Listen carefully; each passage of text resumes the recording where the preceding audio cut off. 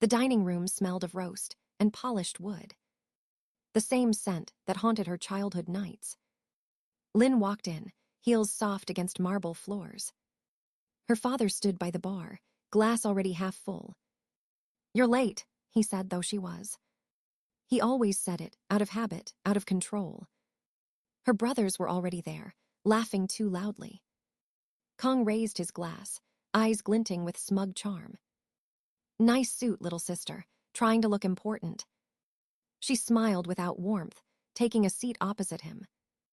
Duck offered a polite nod, then looked away quickly. He never picked sides. He called it peace, she called it silence. The table gleamed under soft light, heavy with performance. China plates, silver forks. Everything looked perfect, painfully perfect. "Still doing your computer thing?" Kong asked, smirking. Lynn sipped her water, the taste flat and distant. "Something like that," she said. Her father carved the roast with practiced precision. His hands steady, his eyes cold. "So," he said, "any real job yet?" She let the question hang in the air, unbothered. The years of belittling had dulled its sting. Kong began talking about his new property deal. "7 figures," he boasted, tapping his watch for effect. Their father nodded proudly, lifting his glass. "To my sons," he said, "always making me proud." Lynn's smile didn't reach her eyes. He didn't even look at her. She'd been invisible for so long it no longer hurt. But tonight, invisibility had a purpose. Her hand brushed the black envelope in her purse. Not yet, she thought. Wait for the right moment. Duck spoke about his students and the sports team. Her father nodded again, same proud tone. "So, what about you, Lynn?" His knife paused midair, as if the question was a courtesy. She looked at him, calm, steady. "I've been busy with a new acquisition," she said. Kong laughed, loud and sharp.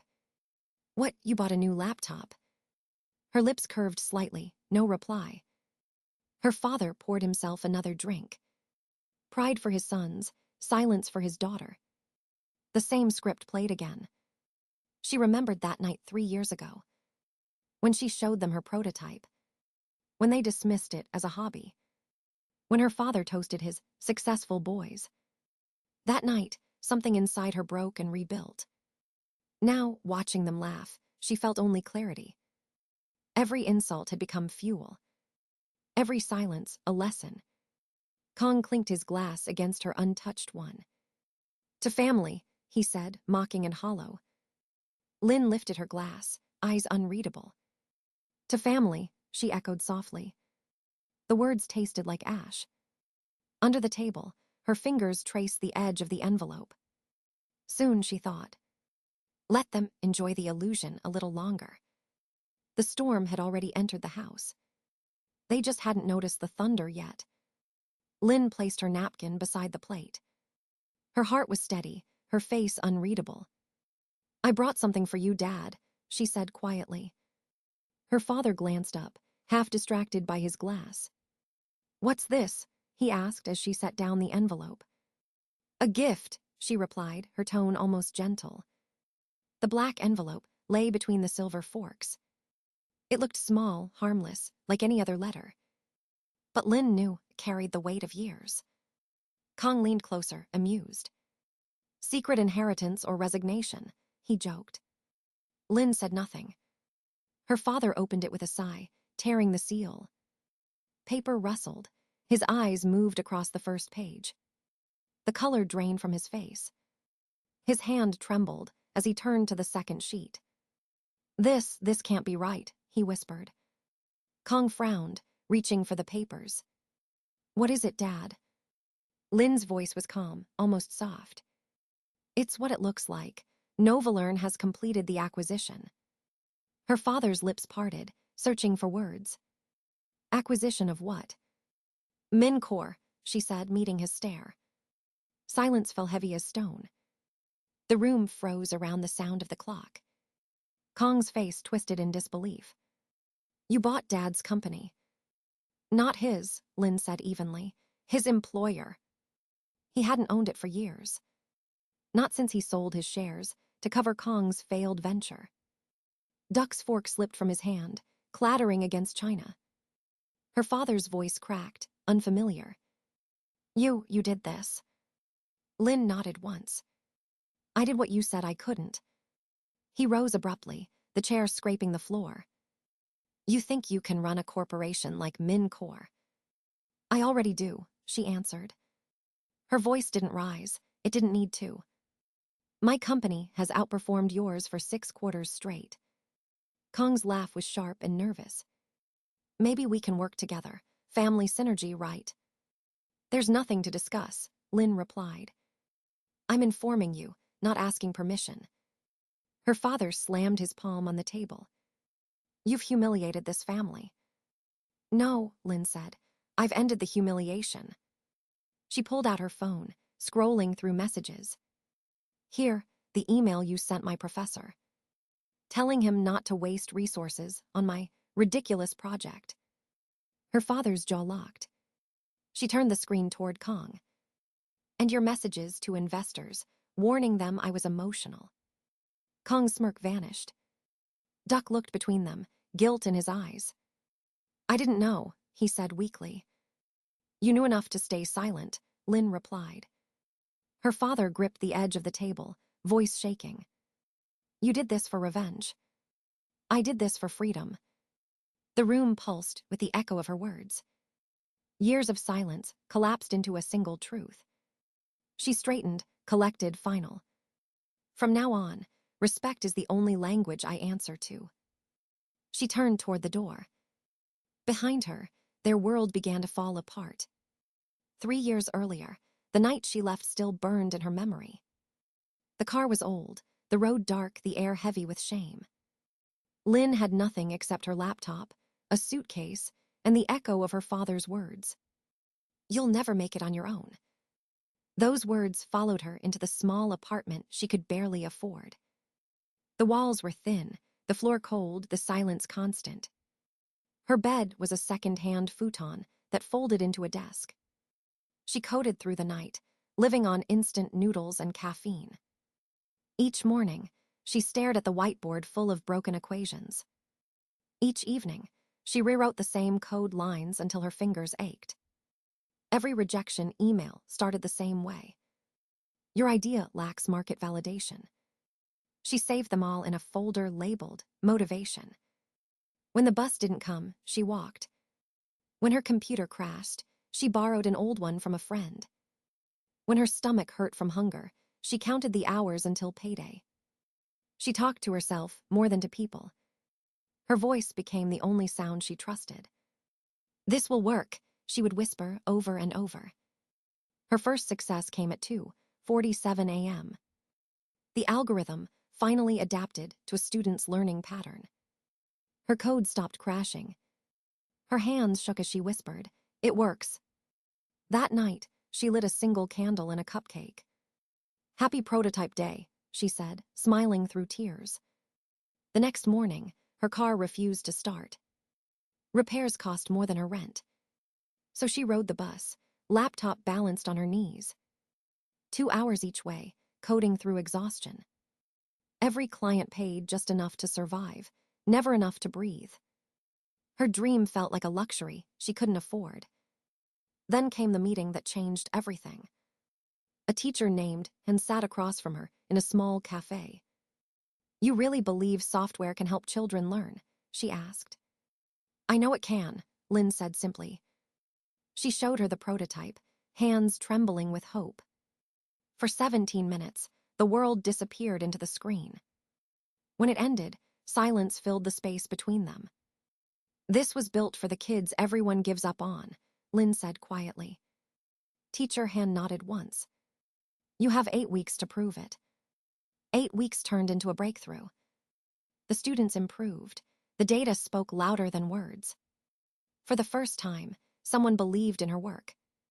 Lin walked home that day, too proud to take the bus. She bought ramen with real vegetables to celebrate. It wasn't victory, it was validation. The kind she'd begged her family for and never received. That night, she wrote her new name on a piece of paper. Lin Nguyen crossed out. Lynn Arden written below it. Not erasing the past, just rewriting the future. It was the moment she stopped needing permission to exist and started building a world that would no longer ignore her. Weeks turned into months, and the small project began to grow. The classroom trial became a case study, then a contract. Lynn and Han worked late into nights, fixing bugs, testing data. Her savings were gone, but her belief had finally found proof. One afternoon, a man named Nam answered her online post for help. He was quiet, sharp-eyed, and tired of working for people without vision. They met in a coffee shop that smelled of burnt beans and ambition. "I can't pay much," Lynn admitted. "I'm not here for money," Nam said. "I'm here for meaning." They shook hands, sealing a partnership built on exhaustion and faith. Their first office was a storage unit with flickering lights and no air. They brought folding tables, an old printer, and endless hope. Every milestone felt like a miracle earned in silence. They coded through storms and power cuts, laughing between failures. When the program glitched, they fixed it before dawn. When funding fell through, Lynn sold her only watch to pay bills. Nam brought a coffee maker, calling it their first company asset. One night, a call came from Bright Steps Foundation. A grant proposal had been accepted. $3 million to expand their program nationwide. Lynn stared at the email for a long time, shaking. She wanted to call her father, to hear pride in his voice. But then she remembered his laughter the night she left. She closed the phone instead. Some triumphs are meant to be silent. Novalern grew faster than she dreamed. More schools signed, more teachers joined. Her small team turned into 20. They worked in a shared space that buzzed with purpose. For the first time, Lynn led meetings with confidence instead of fear. Her product appeared in an education magazine.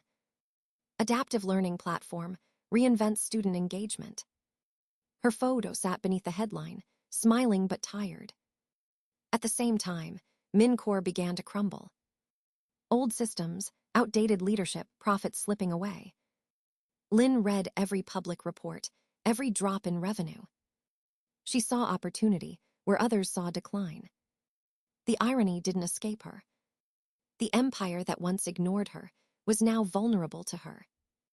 That night, she opened a new document. Acquisition Strategy, the title read. She outlined a plan for a holding company to buy MinCore's shares. It wasn't revenge, it was logic wrapped in precision. Still, her chest ached when she thought of her family name. She went to therapy twice a week, confronting the shadow of the past. Her therapist asked, "What do you want from this?" "Freedom," Lynn answered. Freedom from needing their approval. The day she signed the acquisition papers, the sky was gold. Nam congratulated her quietly. "You finally did it," he said. She smiled, calm but certain. "No," she replied. "I finally stopped trying to be their daughter."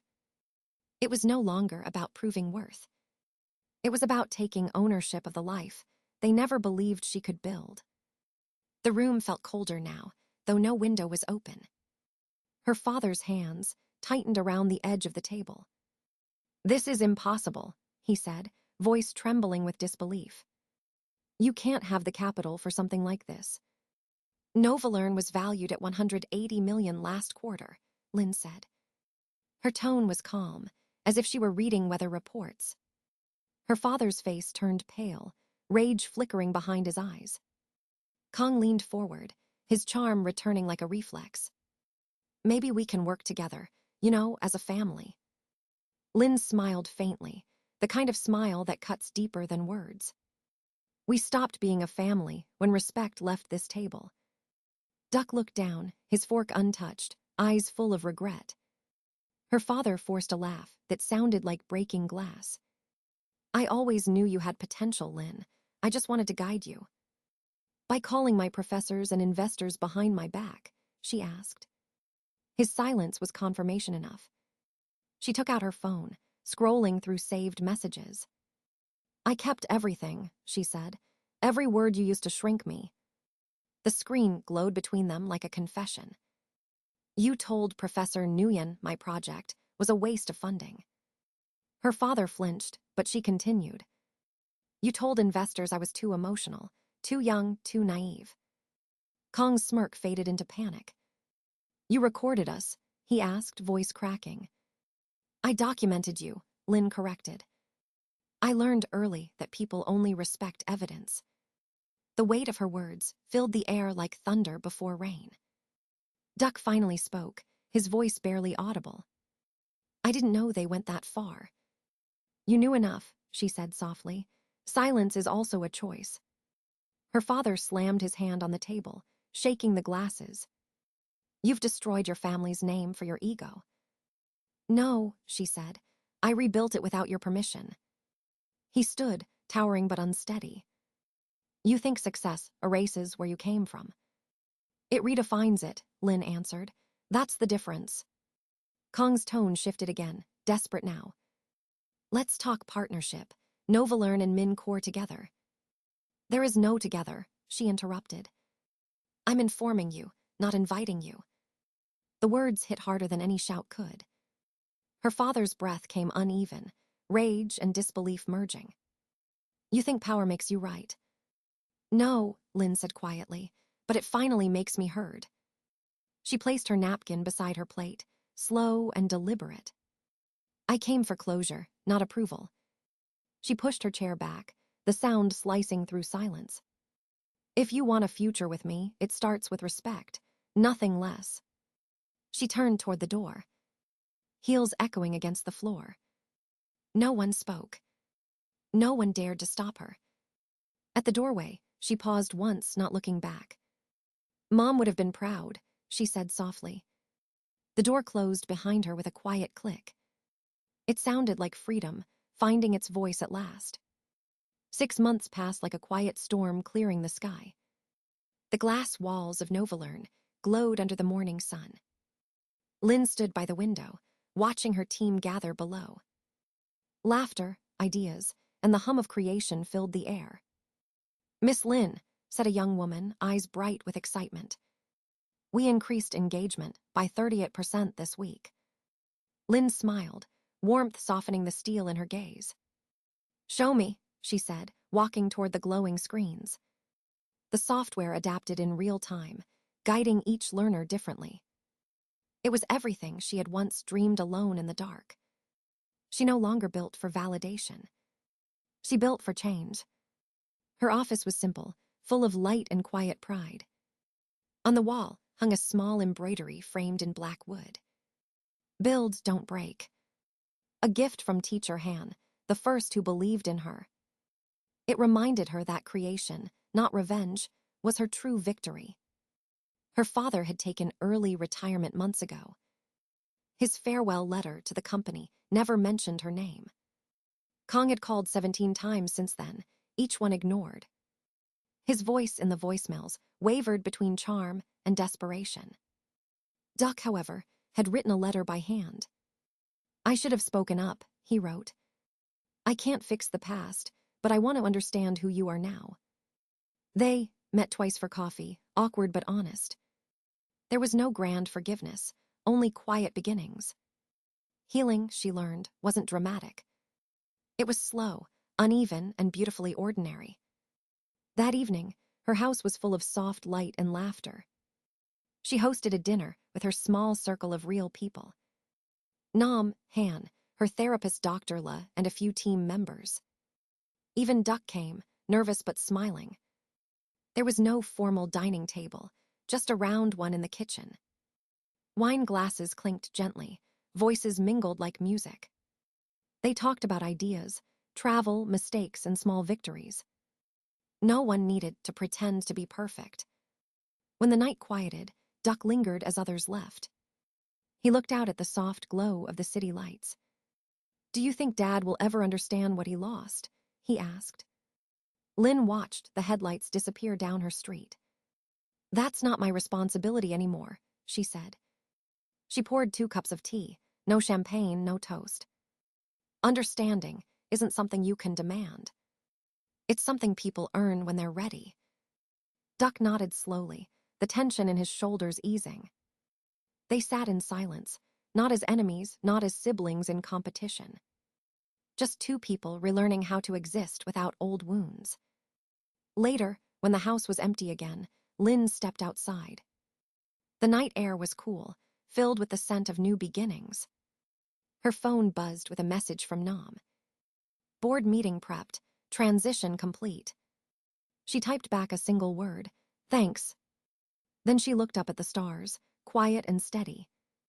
Success, she realized, was never about applause or revenge.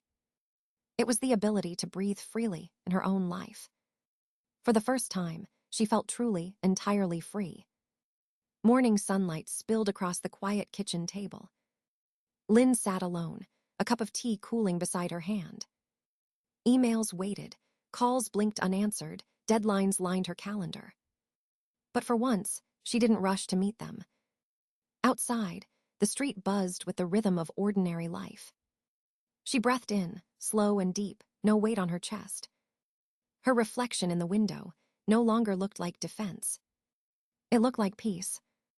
The woman staring back was not the girl who left. She didn't need to prove, to fight, or to be seen. Her worth was already written in every life her work touched. In every student learning without fear. In every young woman daring to build without permission. Her phone buzzed again, another reminder of the world waiting. She smiled faintly and turned it face down. Some moments were not meant to be shared, only lived. The wind moved through the open window, light and calm. Freedom, she realized, didn't roar. It whispered. And this time, she finally heard it.